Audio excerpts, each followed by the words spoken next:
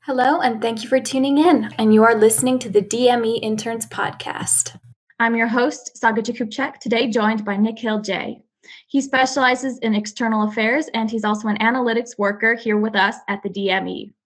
In today's podcast, we aim to highlight his unique experiences just crafting general things for us here within the State Department. It is great to have you on our podcast, Nikhil. Hi, Saga. Thanks for having me here. It's great to be here. Of course.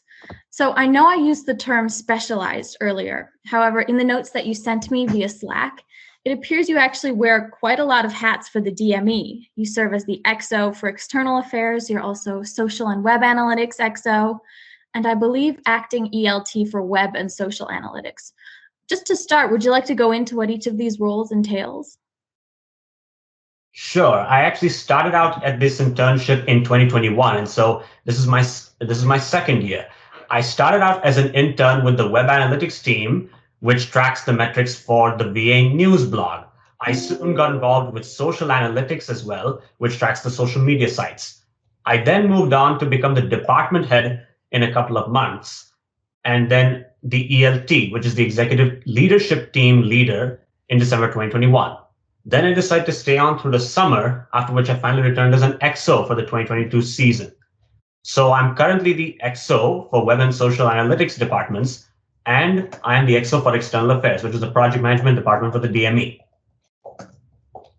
Interesting. Now, I'm familiar with DH, as I'm technically DH of the podcast department, but XO stands for executive officer, correct?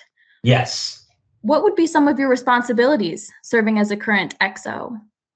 I would tell the ELTs what to do with regard to sending the reminder for the weekly reports or reminding other interns to complete certain weekly reports, like a weekly engagement report that is required for the VA every Monday, or a weekly top posts report that's required every Wednesday or Thursday. The ELT guides the department head, and the XO guides the ELT. It's kind of like a hierarchical structure. I see. That kind of ties into my next question. I noticed that when you were describing your career path here with the DME, you described kind of hopping from one thing to the next, like you're advancing as you continue to work with us. How would you say that all of your various titles and roles within the DME fit together?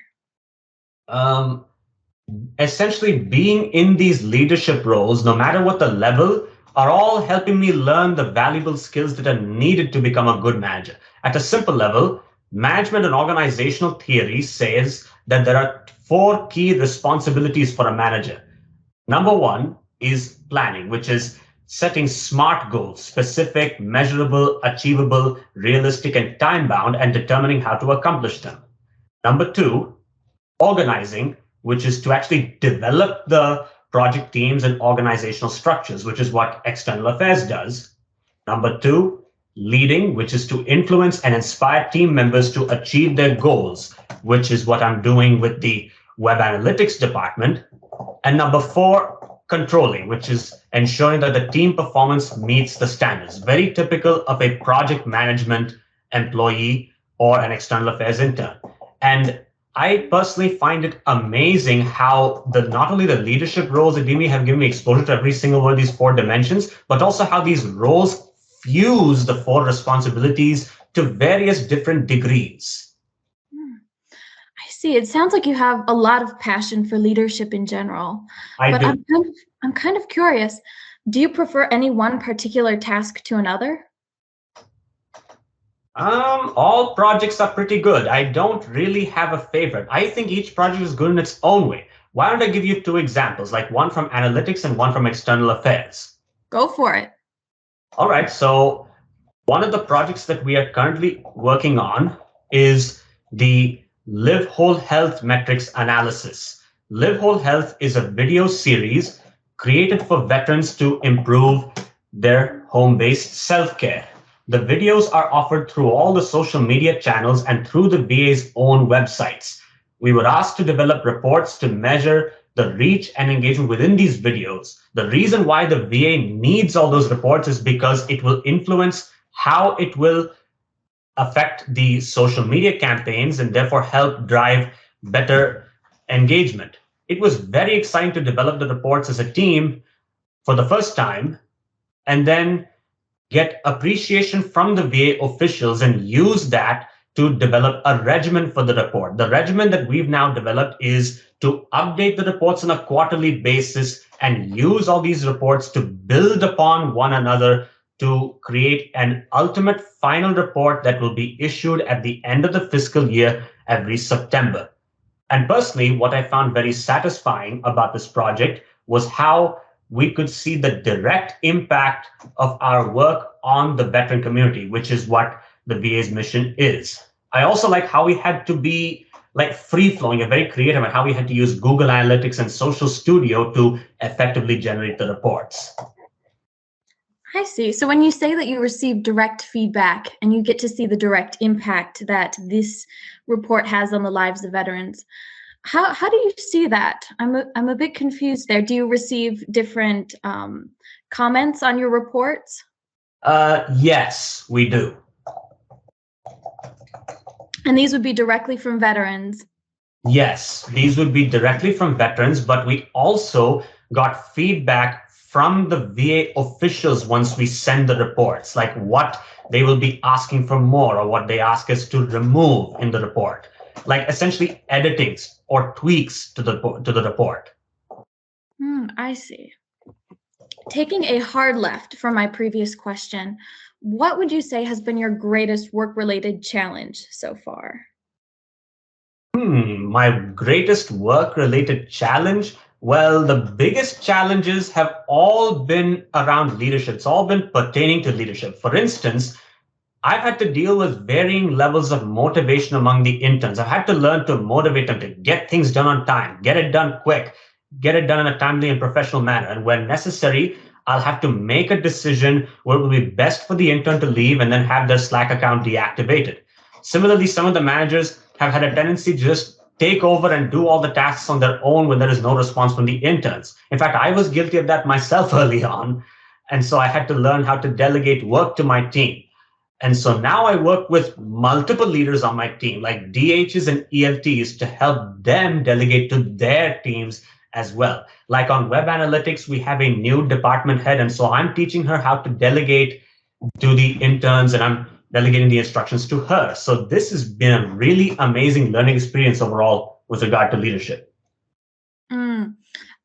I can relate. Not that I have any interns who I think need to be cut from Slack, but it's so difficult to gauge where people are at with their work when it's virtual and you don't necessarily, see the work that people are doing right away. You get maybe one Zoom meeting a week with the people who are working with you. So it's tough to figure out who's doing what and to make these difficult calls of who needs to be cut off. Yes. Yeah, that's actually one of the soft skills that I've developed, effective communication, especially in the virtual organization. Like we use Slack extensively, and we have lots of channels where all the interns come together, they interact with one another. And teamwork, especially like in the external affairs role, where projects typically involve folks from multiple different departments, and therefore they have various different skills. So you have to learn to work together. And last, but most importantly, of course, leadership. Absolutely. And you did mention that you were teaching another department head how to manage a team. Within that same vein of a person's academic life, I was wondering if I could ask, what are you currently studying, and how does this internship turned job sort of work its way into your vocational life? Well, I'm a sophomore at University of Maryland, and I'm pursuing a bachelor's degree in business administration, and I'm also planning on a marketing minor. And in my future career goals are to either work in the public sector, either at a government agency like here in the VA full-time, or to work for a government contracting company such as Lockheed Martin or the Oshkosh Corporation. In both cases, I hope to focus on general management and people management roles as opposed to deep technical roles. And so, given that I'm pursuing a business administration degree, it will not only learn the useful essentials of how these companies or these agencies operate, but also the skills needed to be an effective manager. I see. So In summation, based on what I'm getting from this interview, you not only manage an academic life as well as a vocational one, in which, as you say, you wear multiple hats. But it is currently a Friday at 2:30, the time most people get off work, and you're being interviewed. So I guess what I'm working up to is, what is your key to success, and how do you keep from getting overwhelmed when you have all of this stuff coming at you? That's a good question.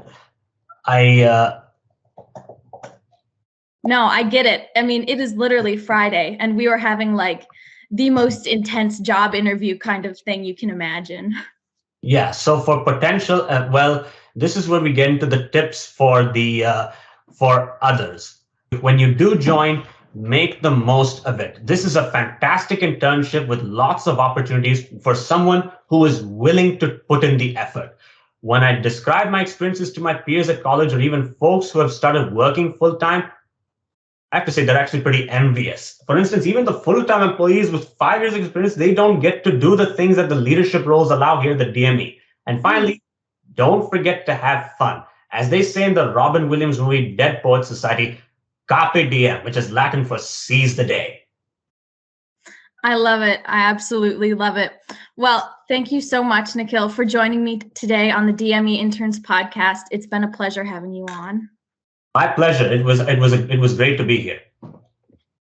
Now, I would like to thank our listeners for tuning in. Please don't forget to subscribe, and if you could give us a 5-star rating, we'd really appreciate it. For more information about joining the DME Interns team, please visit dmeinterns.org. You can also follow us on Facebook, Twitter, Instagram, YouTube, and LinkedIn. Once again, this is Saga Jakubczak, and you are listening to the DME Interns podcast. Stay tuned for our next week's episode.